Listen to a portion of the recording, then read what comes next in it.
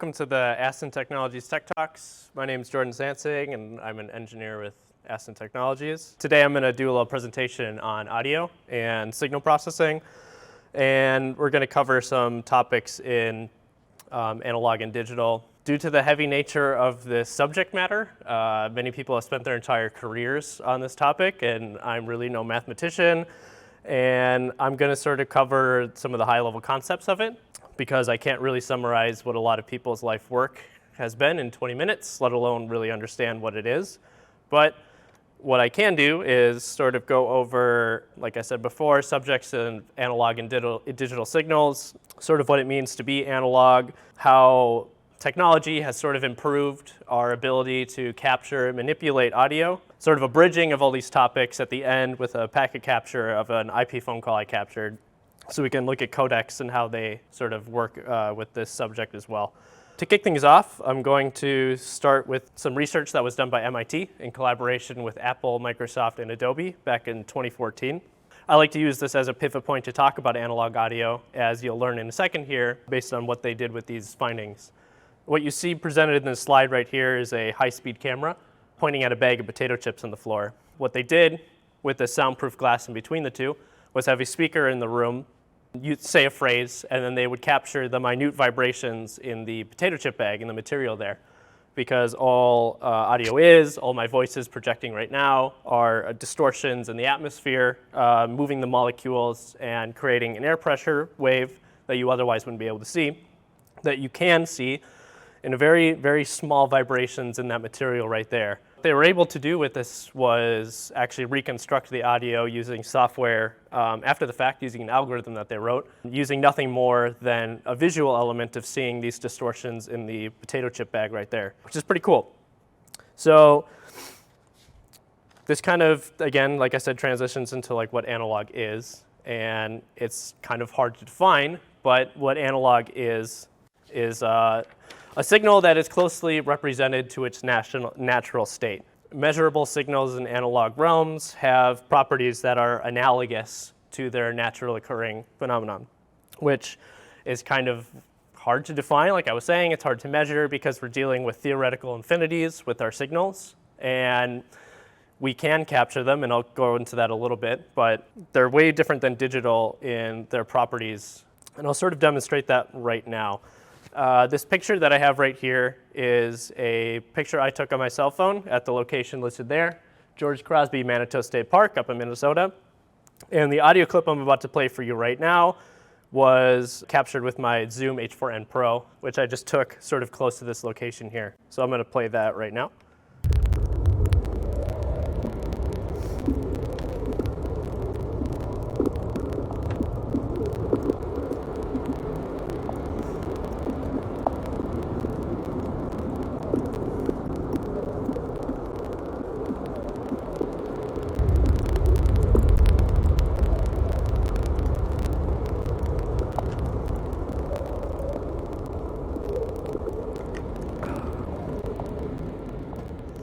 Okay, so I kind of lied to you. Only part of that statement was correct. Image was taken at that location. I was there. It's very beautiful if you have a chance to ever go there.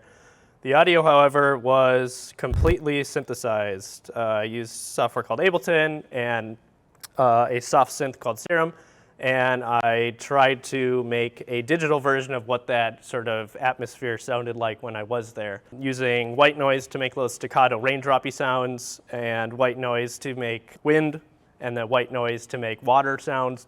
A lot of different noise algorithms were used to make that, but it sort of ties into what I was talking about earlier. This was all created digital, but it is analogous to its natural occurring state. I could sort of fool you into believing that what you were listening to was actually captured live in that environment.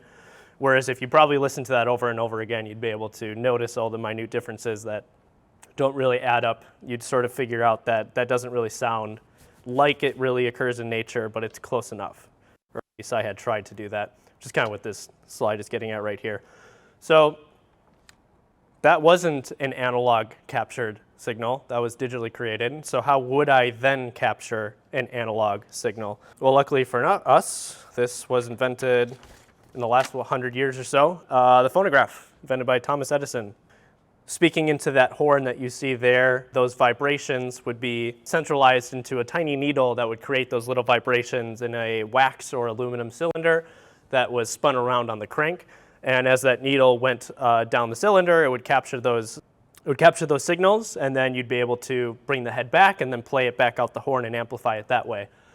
These were good up until a couple 10 or so plays before the material started to degrade a little bit, and then you'd start to get distortions where you wouldn't be able to tell what was being spoken anymore. But this was the very first introduction to pure analog archival of audio that we had back in the day. What if we then wanted to do this in real time, though? If I wanted to have a conversation with somebody over some large distance that couldn't just otherwise yell at them and have them hear me. As you're probably familiar with, we had the analog telephone for that. Using electromagnets instead of using that aluminum or wax cylinder, my voice would then create those air pressure waves that would pulse an electromagnet and then send that signal across twisted copper pair wire to eliminate some of the interference and crosstalk between the two wires there, which would then be picked up on the other end by a handset pulsing a speaker, then creating an analog signal that way. So you'd be able to hear those analog to analog conversations over a large distance with the telephone just using electricity. Sort of an elevated example of what we were discussing earlier. So how does then this work digitally? You remember what I was talking about when I was talking with analog waveforms is they're kind of in the realms of infinities and they're continuous waveforms, whereas digital, as you can see by the black dots represented in this picture here, are numeric values estimating the waveform. So each one of those dots in this waveform are sample points that were selected and given some numeric value by a computer to then try to reconstruct this wave as closely as it can, because a computer can't really deal with like infinite sample points. We have to have some sort of finite data to deal with. And I think what I have here is a discrete means of capturing these instead of a continuous, which is kind of the more specific definition between analog and digital on a kind of Wikipedia level. But this all works in principle with something called the DSP.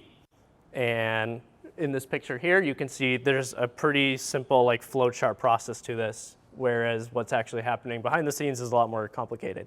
But an analog signal is going to be interpreted by an analog to digital converter, or the ADC.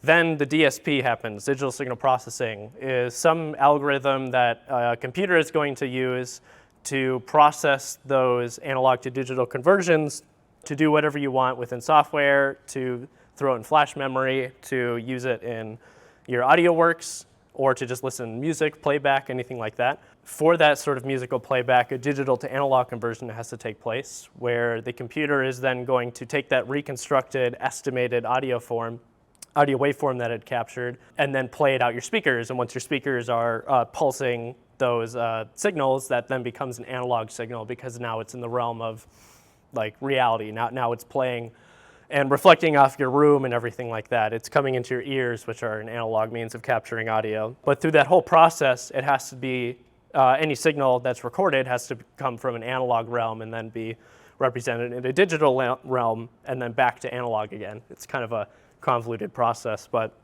that digital signal processor right there in most of your like battery operated devices like your smartphone is going to be a like dedicated chip for the process of doing those calculations.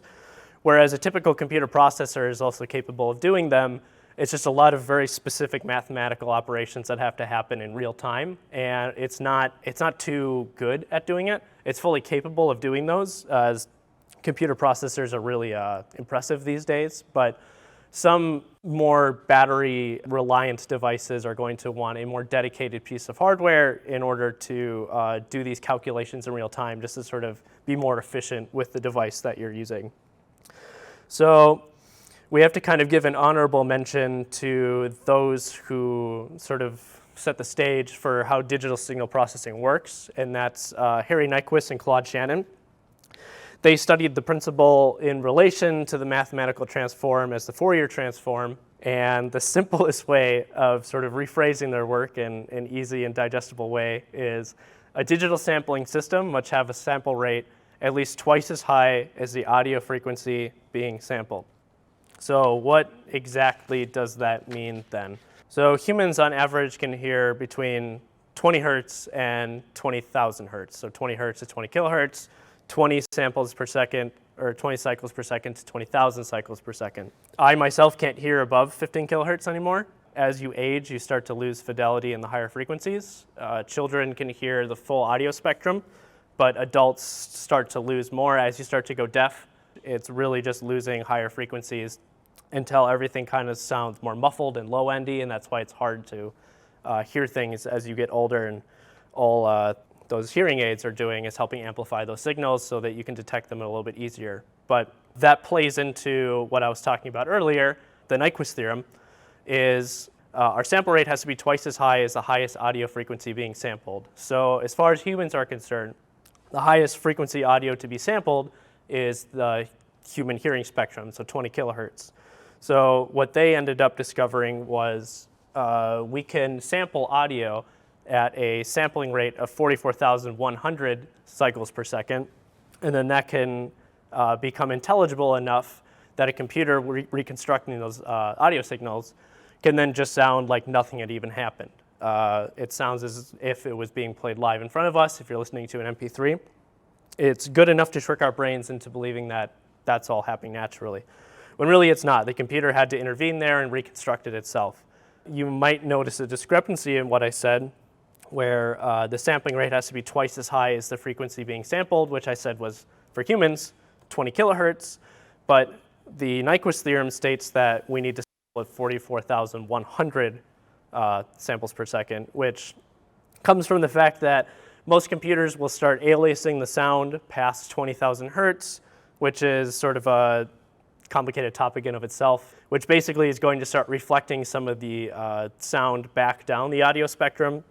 So in order to sort of buffer and give padding to things like rendering MP3s and whatnot, we gave it a little buffer room of another 4,000 hertz so that we could handle that aliasing respectively when we're creating these digital reconstructions of audio in real time.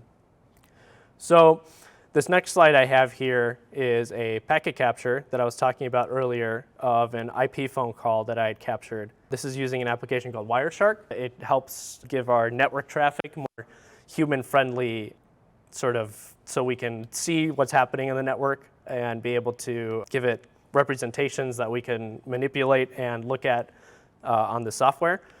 And what I did was I had a IP phone plugged into my computer, in which I'm spanning all the network traffic to the computer to capture it in the software. And then I just placed a phone call to that phone from my cell phone standing just a couple feet away from it. What you see here is I have a filter up here just catching the RTP traffic. RTP is a protocol in the network that is delivering the real-time media or the segmented packets of our audio. That's what you see populating there in blue. It's going to be a whole bunch of data spewing at it at once because they packetize the information in tiny little segments so we can send it across the network a lot faster. Wireshark is going to give you the ability to see a whole bunch of statistics and other things when you're troubleshooting things on the network. We're going to sort of gloss over that for now because all I want to see is this part. So this waveform represents the phone call I had, basically. Here's a reconstruction of it, then rendered in audio, which if we play it right here, you'll be able to see it. Hello. That's me. That's my voice. So that was a phone call that I placed, like I said, from my cell phone to the IP phone, and then was able to grab that in software and then actually play it back in software, see what the waveform looks like, and then see every single one of the segmented packets in Wireshark right there. This sort of introduces a topic for the codecs. If you can see in the payload section, you see G711 ULAW right there. There's a telecommunication standard codec for handling phone calls. As if you remember earlier when I was talking about the human hearing spectrum, how we hear 20 cycles per second to 20,000 cycles per second, 20 hertz to 20 kilohertz, that's a wide band of frequencies, and we don't need to send all of that across the phone lines in order for it to be intelligible speech on the other end. We can actually shave off quite a bit of that to make those packet sizes even smaller. We don't need that much fidelity over the phones, which I'm sure you've heard calling and hearing like music on hold. If you've ever called a contact center or something, the music doesn't sound all that great. it's very much more detrimental to music than it is the human voice, as the human voice is going to fit a significantly narrower band than music will, as music is likely going to fill the entire audio spectrum. But my voice is probably only going to fill a couple thousand, 5,000, 6,000 maybe hertz of audio. So what these codecs do is they actually slim down the audio in a way, if I can grab this picture here. This is what was captured in my voice on that phone call. You can see I don't even hit the 10,000 hertz range here. It's about 100 hertz to maybe 5,000 kilohertz, 4,000 kilohertz, because that's all that needs to be transferred over the lines for somebody on the other end to be able to recognize this as intelligible human speech. The codec is actually supposed to, I believe, it's 400 hertz to 4 kilohertz. There's a little bit of noise in here, maybe distortion. I'm not sure where that came from, but that's sort of the point I'm getting at here is you can see it visually represented in this waveform. Music is like, that's why music has such a hard time over the telephone lines, is because we have to shave so much of it off in order to transmit it, but whatever, what can you do? That's kind of all I wanted to talk about. I do have a question that I wanted to ask the audience. Here's my contact info too if you have any additional questions. But I had covered some topics in analog archival. We went over the phonograph. A record player is another good example of how we were, at one point, and even still today, we're manufacturing these, making vinyl records in order for audio playback. That is a mechanism for analog audio because it's engravings and a vinyl platter that are then, a needle is then running through them and then amplifying out some sort of speaker that you have. But I wanted to ask a question to see if anybody kind of can connect the dots here. Cassette tapes are something we haven't really thought about in a long time. Does anybody know if that would be considered analog? Yes. Would it be analog because it was processed and now it's being like played back and it's analog? Yes, in a way, you are correct. It is analog. And the reason it is analog is because we are recording it's using an electromagnet again to then create that signature on a piece of tape, which doesn't need any digital intervention there. There weren't any tape recorders at the time. There are digital tape recorders, but there is no digital signal processing that needs to be taken place for that to happen. The microphone is pulsing that electromagnet, kind of like the analog telephone I was talking about earlier, and that is creating some sort of representative signature in the tape, changing the electrons or something in it, again, covering this high level, to then be played back by a system that can interpret that tape, play back those signals as then an analog mechanism. So we had a lot of old analog methods to archive and play back music, and some people still tout these today as the correct way to listen to music. It's sort of here nor there at that point, but yeah, cassette tape is then considered an analog signal. So that's all I had. My contact info is on the screen. If you have any questions, you can shoot me an email. I'd be happy to talk about anything we talked about in this presentation. Have a good one.